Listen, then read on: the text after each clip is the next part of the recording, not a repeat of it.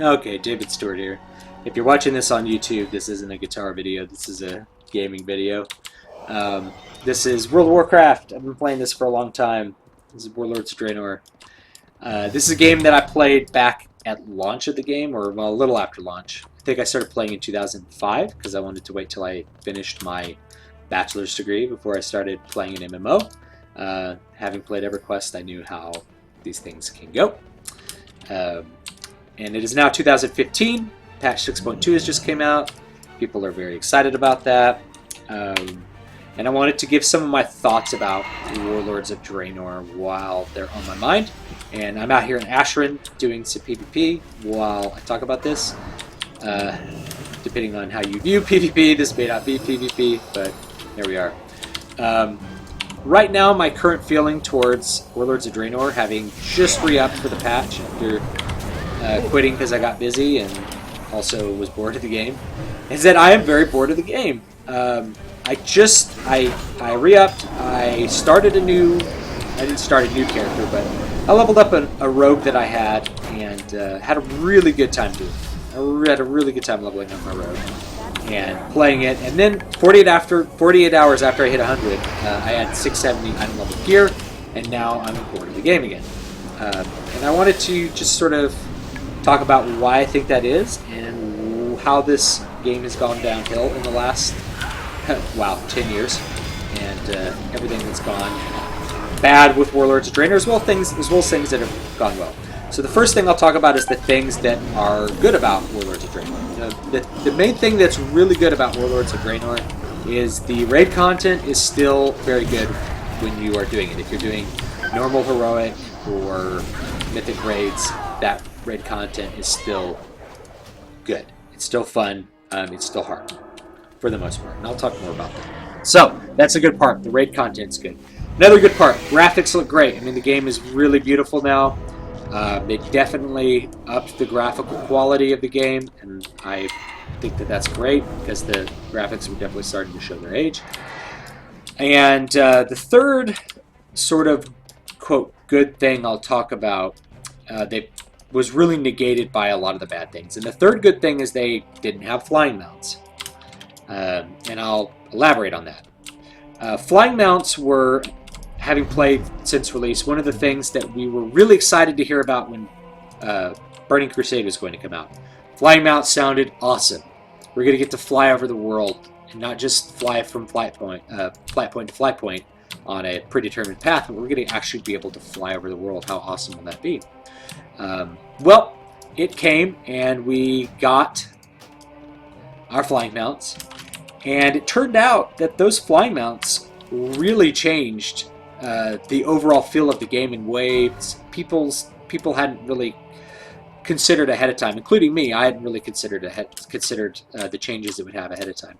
And basically what it did is it let people fly over the World of Warcraft and only interact with those parts that they wanted to. So you could fly down, kill a mob, then fly away, and you'd be okay doing that. You could fly away from PvP encounters. You would have to stay and fight if you could manage it. If someone attacked you, you could just fly up at 280% speed and be gone. There's also things like Shadow Meld, Flight Form that went on during Wrath of the Lich King. But once flying mounts were introduced, it became really hard to get rid of them. Every expansion after them until this one had flying mounts. And the main thing is it took away part of that World of Warcraft. You didn't have to get a group together and grind mobs in Tyr's Hand until you got to Abendis to try to get some loot off of Abendis. You had to just fly in, kill her, fly out, so to speak.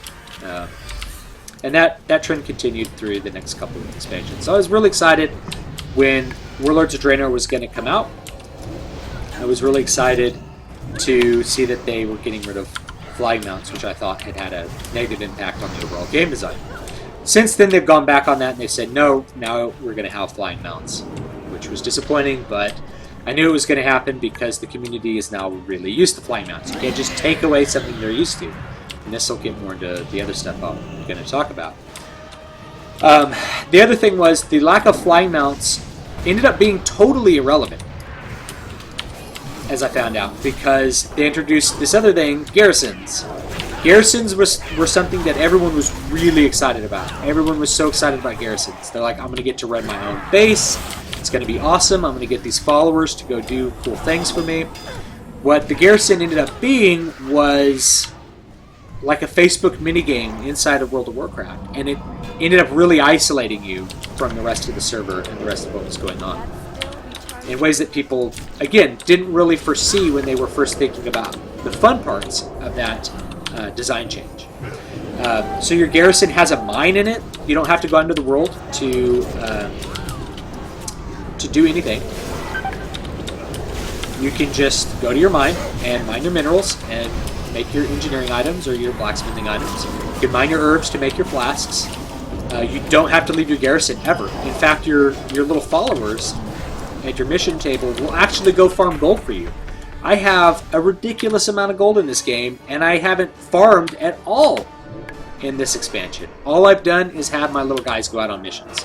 For 100 gold, 150 gold, I end up making about 1,000 gold a day on my garrisons, because I happen to have 3 level 100s, and they all have followers that go and earn gold every day. So 1,000 gold a day, that adds up to 30,000 gold a month.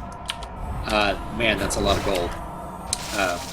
But because you could do everything in your garrison, there's no reason to go out in the world, which means you didn't have any PvP interactions. You didn't have to really interact with the mobs of the world. So all the dangerousness of the world was irrelevant, because nobody goes out in the world anymore. People sit in their garrison and queue for things like Raid Finder.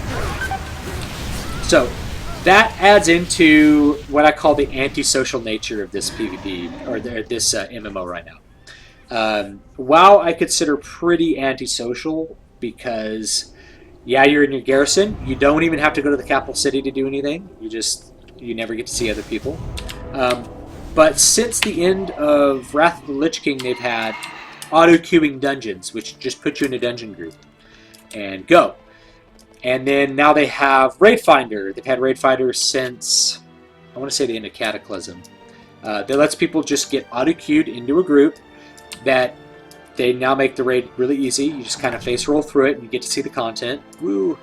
But what all that auto-queuing has done has created, and then the third thing, cross-server everything. Cross-server groups. The people in this battleground are not from my server. The people that I see in the capital city are not from my server. The people I see when I'm leveling are not from my server. I don't see anyone a second time in World of Warcraft. I see them once, and that is the only time I'll ever see them in my entire life. It's created a situation where you know you won't see anybody that you run into ever again. So you can just be a jerk to them. And there's people in the game who are terrible to each other. Terrible to each other for no reason. It makes a really toxic community, and I feel like it's more toxic in PvP, but it's still toxic in everything else as well. So not only can you not meet new people, but nobody has a reason to not be a jerk, and you don't have to make friends in order to overcome content. You don't have to make friends to go out and kill things in Tyr's hand. You don't have to make friends to get those elite quests done as you're leveling. So you end up at level 100 without any friends or any reason to make friends, because everything just gets auto-queued. So that's another big reason why this game feels boring to me. The third thing goes along with the lack of the world and everything, and that is that the world is not interactive anymore. Factions are not interactive. There's a whole bunch of factions in this game. None of them give you anything that makes your character more powerful.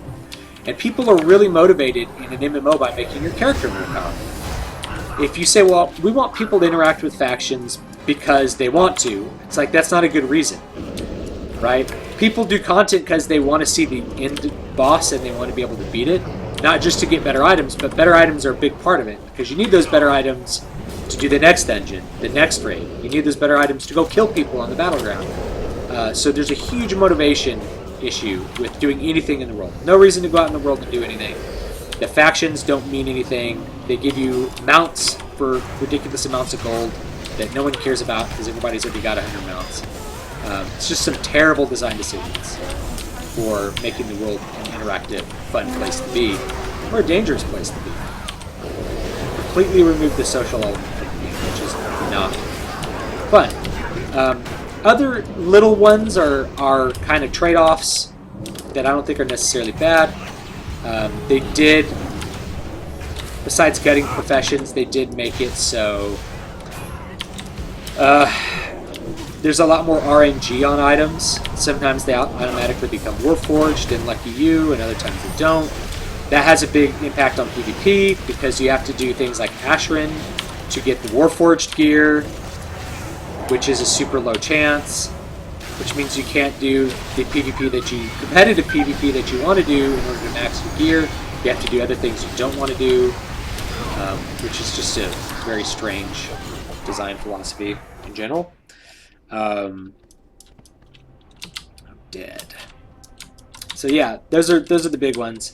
So to sum up, the graphics are great, the raids are still good, but the game's very antisocial now. It's very boring because there's nothing to do besides raid at max level or to do your PvP. I wanted to be competitive at PvP last season, and I found it was really hard to find a group to play with.